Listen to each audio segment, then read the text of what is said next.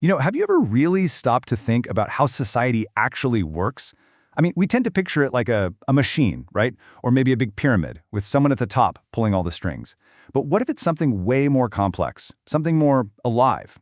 Well, today, we're going to dive into a totally different way of seeing our world, not as some clunky machine, but as a living, breathing network.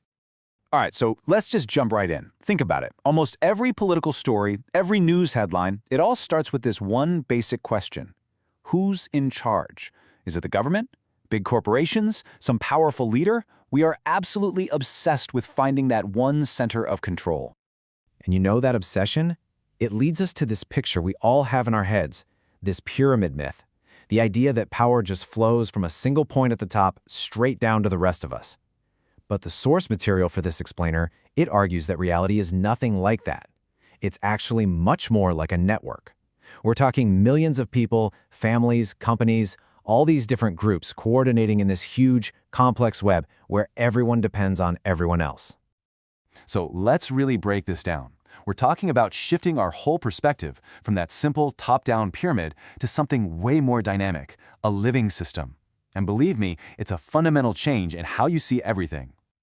Okay, to really get a handle on this political myth, it actually helps to look at a biological one that we've all heard. The brain runs the body. I mean, it sounds right, doesn't it? It's a super convenient simplification, a nice, tidy story, but it's just not the whole truth. The reality is, both our bodies and our society run on this massive, distributed cooperation. I mean, think about it. Your heart is beating right now. Your gut is digesting food, all without you consciously telling them to. Your brain isn't micromanaging that. And it's the same as society. No government, no matter how powerful, can fix every single pothole or teach every single kid by itself. It completely relies on countless little local signals and feedback loops coming from, well, all of us. And this right here, this brings us to the core idea of this whole explainer. If society isn't a pyramid, then what is it? So let's really dig into this idea of society as a living body, and a concept that the source material calls decentralized collectivism. So what on earth is decentralized collectivism?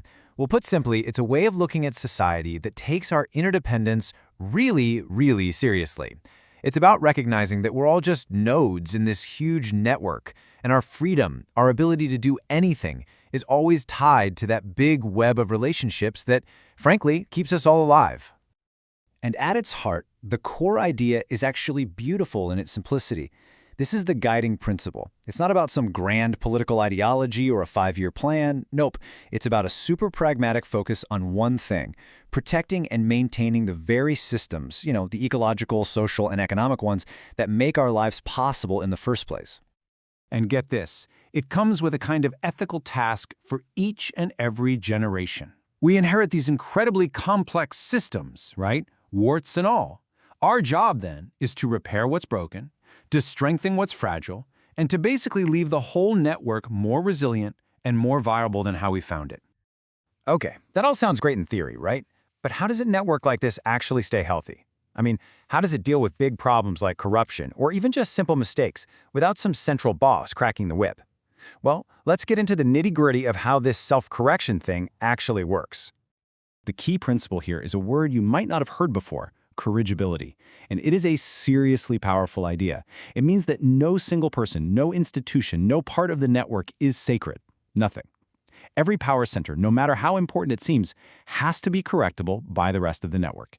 Absolutely nothing gets to be above the system. So how does this actually work in the real world? Well, it breaks down into 3 essential layers that all build on each other. First up, you've got to have transparency. I mean, it's simple. You can't fix what you can't see. But just seeing isn't enough. That visibility opens the door for the second layer, distributed oversight. This is where lots of different independent groups can look at what's happening and actually challenge decisions or sound the alarm. And finally, for any of that to matter at all, you need the third layer, enforceable consequences. We're talking about real, tangible ways to replace leaders or flat out overturn bad decisions. If you're missing even one of these, the whole thing just falls apart. And this is a fantastic way to think about it. Corrigibility is basically the immune system for the social body. It's always on, always scanning for problems, things like corruption or just plain inefficiency, and it activates the right tools to isolate and fix them, all to keep the whole system healthy. Now, I know what you might be thinking. This all sounds a bit like some far-off utopia. But here's a pretty surprising claim from the source material. In a lot of ways, we're already living in systems that have these features. We just don't really have the language to describe them this way. So let's look at two super different examples to see what this means. On one hand, you've got the Netherlands. It's a democracy with a really long history of decentralized power. I'm talking about things like their famous water boards or their polder model of constant negotiation. These are just deeply ingrained ways of solving problems from the bottom up. But then, on the complete flip side, you have China, a one-party state. And even there, to manage that massive population, the government has to rely heavily on local policy experiments and getting people involved at a local level. So, in their own very different ways, both of these systems actually show features of a decentralized collective. Okay, so what's the crucial difference here? What's the real distinction? Well, it all comes back to that word corrigibility. In one system, the network itself has ways to correct, or even completely replace the center of power. In the other system, yeah, there's participation and feedback, but the ultimate authority of the central power, that is never, ever up for debate. And that number right there, 1.4 billion. Wow. That just powerfully illustrates why even the most top-down, centralized systems have no choice but to rely on decentralized cooperation. There's just no way any central committee could possibly micromanage the daily lives and needs of that many people. The network reality, it's simply inescapable. So if you're looking at this from a network health perspective, this creates a huge structural vulnerability. It's a critical weak spot. When you decide that one part of the system, in this case the central party, is totally outside the network's own error correction tools, you've just shut down the final, most important feedback loop. That part can no longer be corrected by the whole system. All right, so let's bring this all home. Let's circle back to that central analogy and think about what this all means for our future. Really, it's about this. Can we let our political ideas finally catch up with what biology is known for, well, forever? Remember where we started?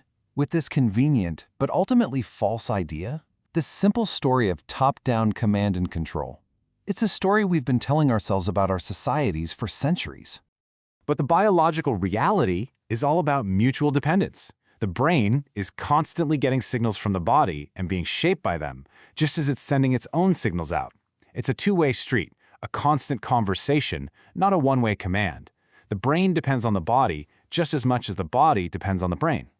And here's where it all clicks together. The source material argues that our biggest political stories, things like the state is in charge, or on the other side, don't worry, the market will take care of it, are just as misleading as the brain runs the body myth. They're all overly simplistic stories that completely hide the complex, messy, interdependent network that we are all actually living in. And this brings us to the real takeaway, the core message. The network is already here. It's not theoretical. We're living in it right now.